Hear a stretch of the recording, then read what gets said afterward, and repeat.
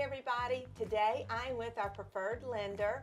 It's Bubba Bailey with Movement Mortgage, and we're going to talk about rates today. So, what do you think's happening right now with the rates? The news is going crazy talking about rates. So rates have come down. That right now they're about at their lowest point they've been in over a year. 30-year fixed rates have been in the mid sixes. FHA rates have gotten down in the low sixes. We've even seen some upper fives. So essentially what's happened is the Fed met last week and jobs report came out and a lot less hires than what they were expecting. So there was a big reaction of, is the market as good from a stock standpoint as what everybody thought or not?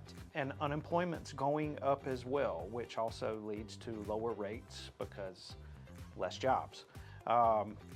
So the Fed is talking, and what they're saying now is that potentially in September, looking at cutting rates potentially a quarter, and now there's even talks of the Fed cutting rates about 0.5%. So there's been a big reaction and rates have started to come down. So that time that we've all been talking about for the last 18 months, or are we going to get rates in a better spot, they're starting to get there. And we're seeing that hopefully over the next 12 to 18 months, they're going to continue to get better as well.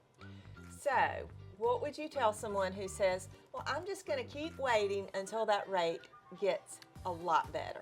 So it's kind of a double-edged sword. You know, the other side of this coin is that home prices year over year are up 5%.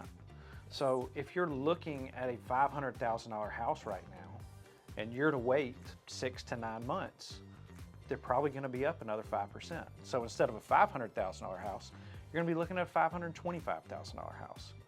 This point last year, so 2023, home prices increased 7%. So let's say January 1, 2023 to right now, home prices are up 12%. So if you're waiting for rates to get to a certain point, that home price is going to go, it's going to be continuing to go up.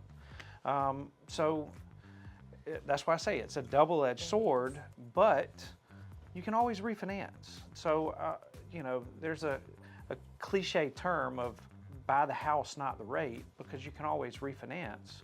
But there's a lot of truth to that because home prices continue to go up and you may outprice yourself if you continue to wait. And another point too is right now there's very few multiple offers. And if we do get into multiple offers, you're going to end up paying more than you had anticipated just to get the house.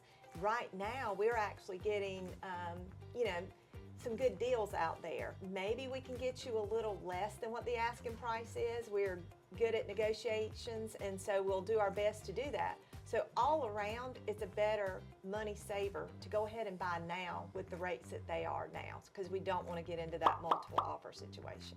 I read on Facebook, someone said that they've got a rate of 4.9. How in the world would that happen? So we haven't seen 4.9 in, two and a half years. What they're probably doing is they're probably getting a rate of 6.9. Okay. And they're doing a 2-1 buy down.